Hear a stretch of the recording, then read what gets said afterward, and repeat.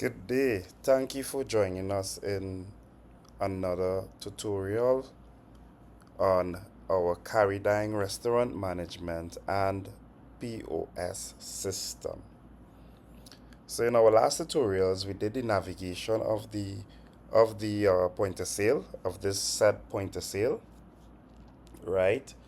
And today, as promised in this tutorial, we're actually going through the process of caching an item, seeing how it's dealt with in the back end with the kitchen staff, seeing the from a waiter's point of view, and dealing with it and actually cashing this item out, right? So let's dive right into it.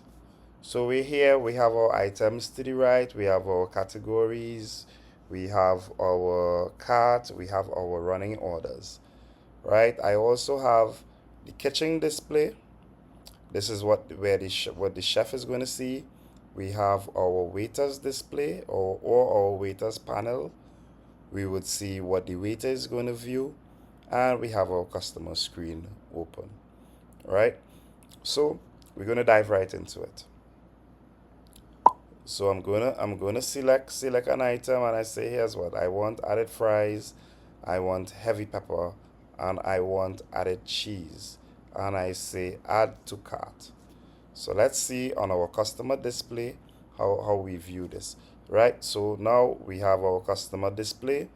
We have a beef burger, which is $65. We added cheese for $10. We added fries for $10. And we said, here's what I want: heavy pepper.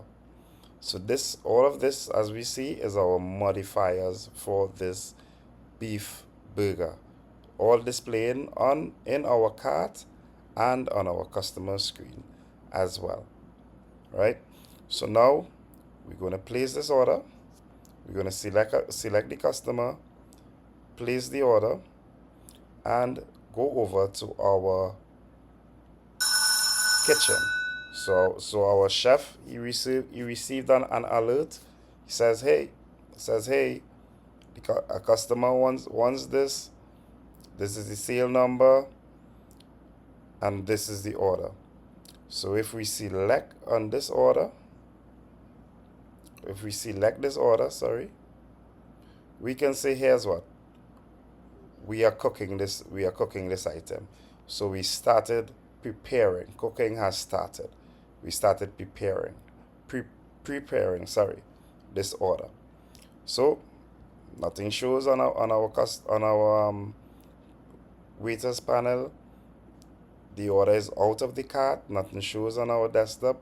So, but in our kitchen, we are preparing this item. Sorry. So, as we reviewed in our last tutorial, we already know we can see what item, the order details we have in our running panel. So we can see exactly what is taking place. We can modify this order. We can, manipulate this order still, right? So let's go back to our kitchen, and let's say, okay, this item is finished. The waiter is now alerted, and it says, here's what customer customer trend order number,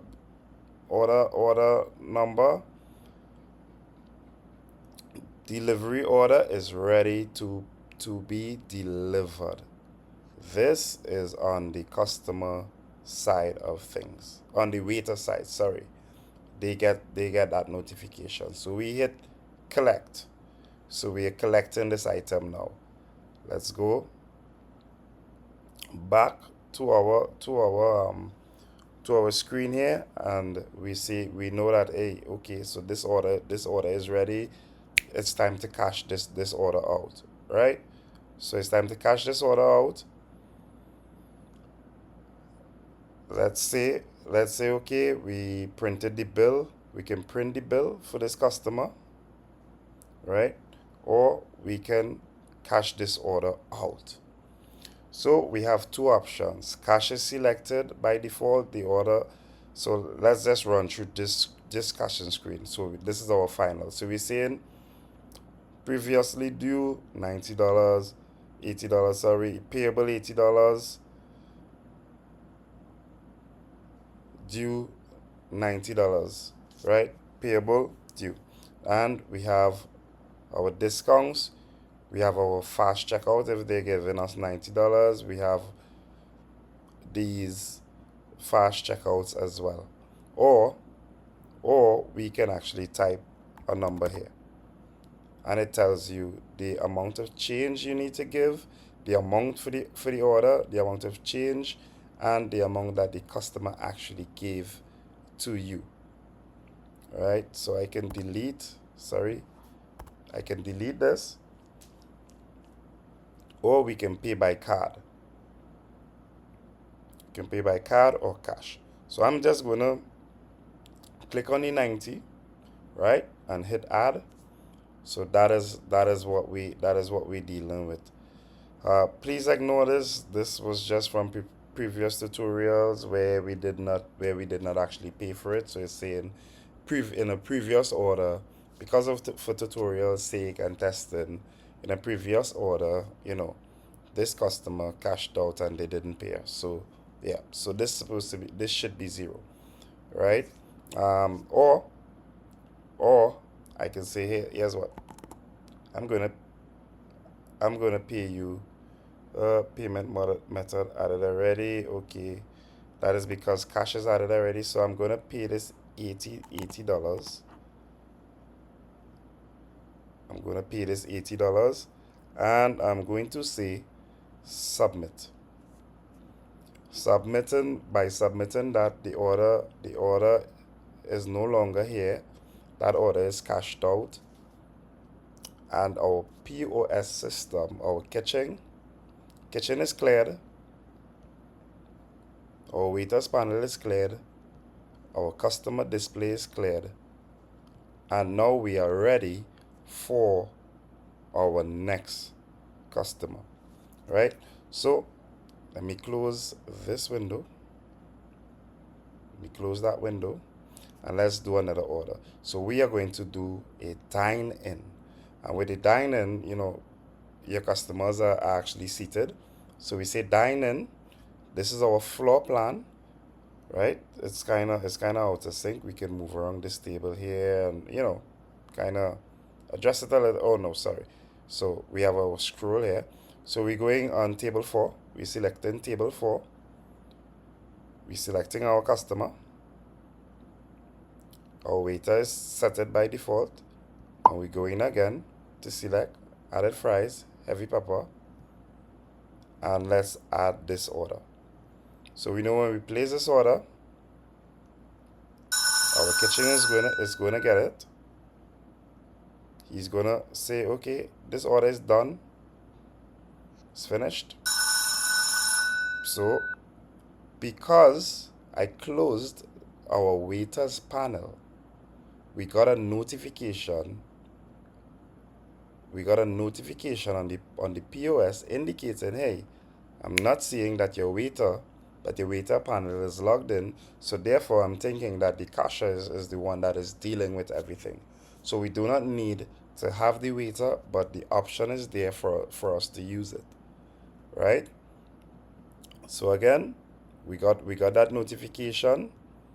We can select this item, and we can say so we have single pay and split pay as well, because now we're using a table. Some people like to split the bills. So we're saying, let's say for this purpose, single pay, and let's add the $70 and submit it. I'm seeing the previous, so I'll look at that in the background, see why that is staying there. See, $70. We click the let me exit off again. I clicked the fast payment, or I can click $100. It would tell me they are only owing 70, so it's $30 change, right? And we can hit submit, and this order is no longer there.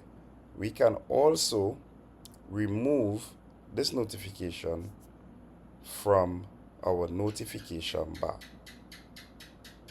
Right, we can remove it from our notification bar, and we are ready to accept another customer. So that is basically the entire movement, or how to put it, steps for the cashier when cashing or dealing with a customer.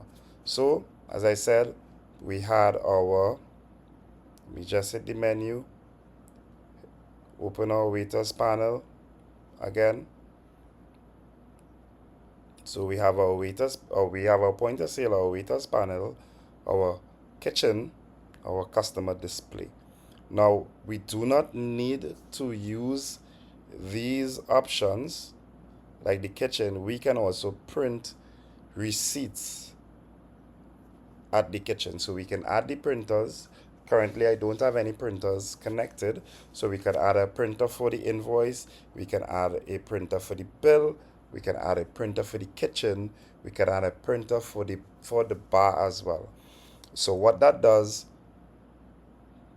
we can set specific categories or items to head to specific printers.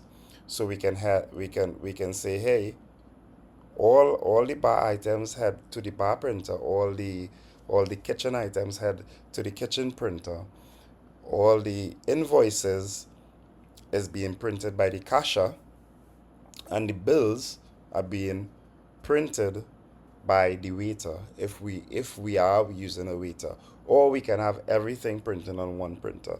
In our settings, we can set all of that up. We have all of our categories and our items that we can deal with, right? We have our table management. If we want to select a table and then get started, we have all of this. So we can do delivery, takeaway, dine-in, everything. Everything we can do. It's all covered. It's all covered, right? What table did I select? Table 2. So yeah, so that is basically it. That is basically it for the caching process. It's a simple process, and it should be a simple process because, the pace that cashiers has to move with. It's a very simple process. These are three different individuals. Your chef, your waiter, your cashier. So your cashier would literally just be, you know, moving in and around the POS when they send uh, this to when they send this to the kitchen. you know they can deal with another customer right away. They don't necessarily need to do anything in the background. Then we have our chef receiving the orders, as well. We have our chef receiving the orders. Um, so they are dealing with what they are dealing with.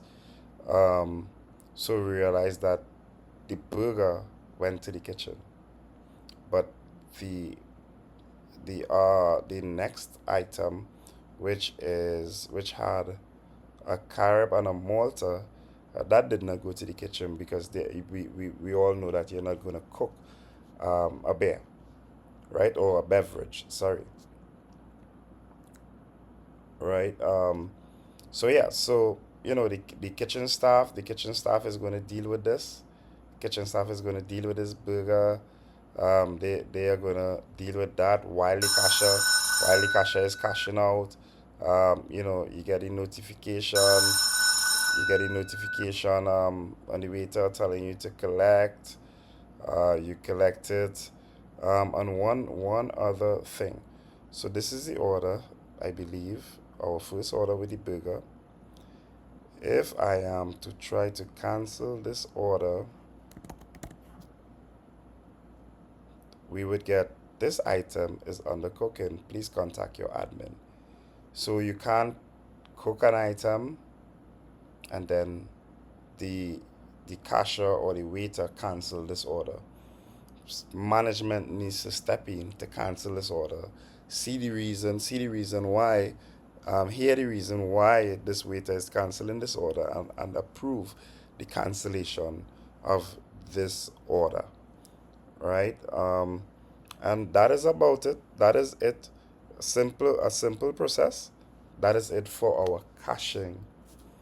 I hope I was thorough in this tutorial. I hope that you understood all the phases. You can go this over and break it down, and understand the caching process for all the cachers. You set your item, you place your order. You can also do a quick checkout. Let's say this was ready. You can also do a quick invoice. You select the customer. You can also do a quick invoice and cash it out immediately. So you don't need to send it to the kitchen at all times. You can do a quick invoice, if the item is right in front of you. Right, if the item is right in front of you, you can do a quick invoice. If someone just wants a car, we can do a quick invoice on this. We can do a quick invoice on this, and just cash this out, right? Um, so once you do quick invoice, it heads to your running orders, right? You can have a number of running orders, dependent on how busy the place is. You can have a number of running orders there as well. Um, your kitchen and your restaurant staff, they are getting these orders. You get your notification. You can get it by receipts as well. You can view, modify, reprint, and cash out, cancel certain orders that have not started cooking or finished cooking. Then you would need your admin to step in to deal with that situation. In the previous tutorial, I explained all the navigation, so you can go take a look at that, if you want to know what each aspect of this POS interface is about. Um, and yes, so that is it. That is it for our tutorial, and see you on my next tutorial. Thank you.